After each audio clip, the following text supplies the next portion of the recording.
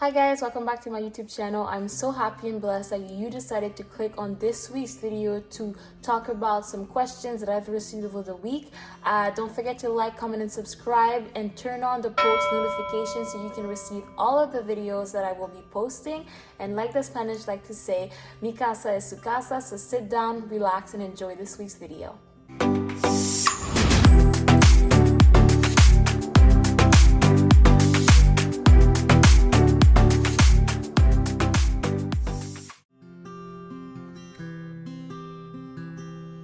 Last year, a lot of bad and awful things for me were happening. I was at my lowest, my ugliest. It was just a mess.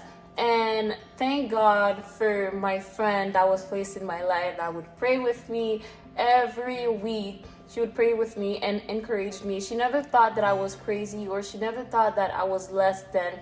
She always encouraged me, and she thought that, you know what, you should use your experience as a testimony to help those people around you. And it's true, we never know who in our surrounding could be dealing with mental health, could be dealing with depression, anxiety, and so much more. And I think that I'm very, very blessed and very happy to share my story, although sometimes it's really hard because it brings back memories for me that are very, very dark.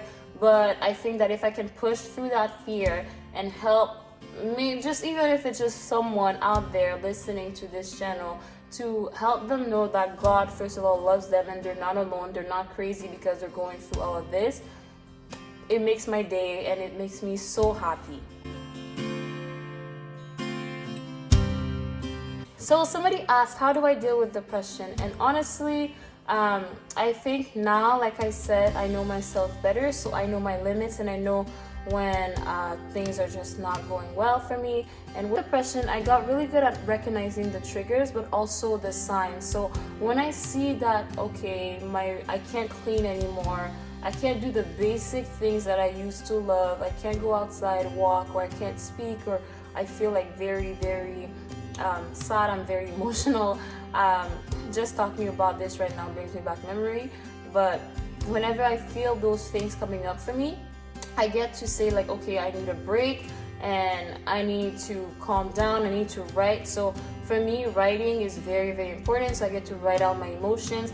I also have this thing on my wall that helps me be visual. So I get to visualize my emotions, like what happened, why did this happen, how do I feel, and what did I do about it. So this is honestly like a problem solver for me, and also a lot of prayer. So every day I'm praying for my mind, like Paul said, to take every thought captive. So you do not have to let your thoughts, like whenever there's a negative thought or whenever there's a very dark thought that comes up to your head, that comes up for you, you don't have to let it sit there. You don't have to like listen to it. Like, I think the first thing you need to do is be aware of how God speaks and how he does not speak. So I know it's easier said than done, but it's something that you can practice, and it's something that I'm still practicing till this day, to realize what my emotions are, praying and bringing them to God, but also visualizing them, writing them down, for me to see like the patterns of those emotions leading to depression. So women's mental health and men's mental health is obviously different. However, I am a woman and I can only speak about my experience.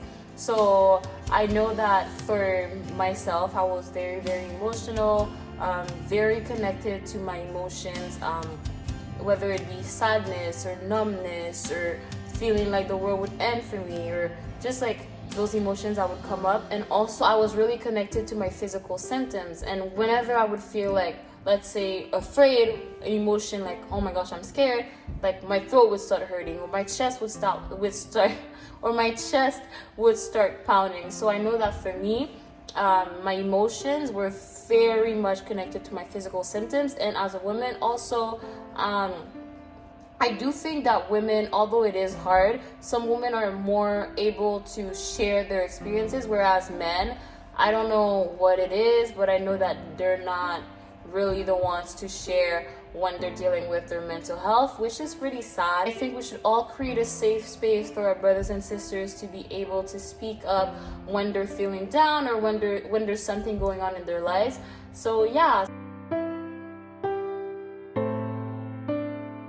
honestly, in my relationship, it has been, not going to lie, really, really hard at the beginning, since I was just going through all this entire, I like to say, bubble of mess and craziness and just overwhelmingness.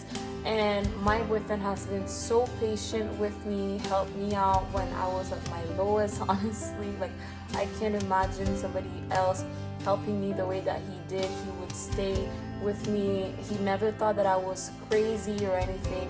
And I think that the things that happened in the past, with my anxiety, with my mental health, depression, are the things that are making us stronger now. Also, in my relationship, with my mental health, something that we try to do is really be honest with each other. So we try to be aware of our emotions, try to be connected to our feelings. So if I'm feeling some type of way, or if I'm scared or whatever, I'm going to try to voice it. And also, he knows me now, like, if there's something with my facial expression, or even like sometimes I like to scratch my nails like this, he's gonna know automatically that something is going on. So he got so good at realizing and acknowledging when I'm feeling down, or when I'm feeling anxious. And I think for me, he gave me a safe space to be myself around him, so I don't have to try to fake it. I don't have to try to look like everything is perfect. Like, when I'm feeling very overwhelmed, I can go to him and tell him, like, okay, something is happening to me, I don't know what it is, I'm feeling numb, I'm feeling like I'm choking, and he's gonna like hold me and tell me, like, okay, let's breathe together. So that's something that I'm very thankful for. Funny thing is, last year, when I'm telling you guys, like, I was at my lowest, I could not even speak. Like, because of my anxiety and depression, I lost the ability to speak, because I used to think that speaking meant choking meant dying. A lot of like vicious cycle, and my body literally shut me down. So I wasn't even able to speak. Like, I was completely shut down, and I used to think that, oh my gosh, like, I'm not gonna be able to go on with my plans, because I used to want to be a diplomat, go into public affairs, international relations, and I used to be like, oh my gosh, like, if I can't speak, what's the point of the job? Because that's 90% of it, that's what I have to do, right? But now, looking at myself now and like the journey that I had, I think that a part of the work that I want to do, I don't know if it's going to be as a career path or just like something that's personal.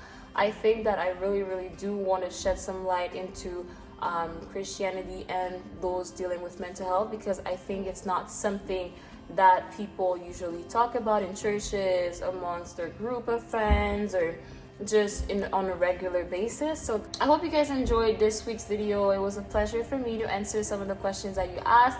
Again, it's just my own personal experience. If you guys probably had like different answers to some of my questions, that's great. I would love to hear from you. So if you want to catch up, if you want to send me an email, comment down below, please, you're welcome to do so. And I hope that I will be seeing you soon.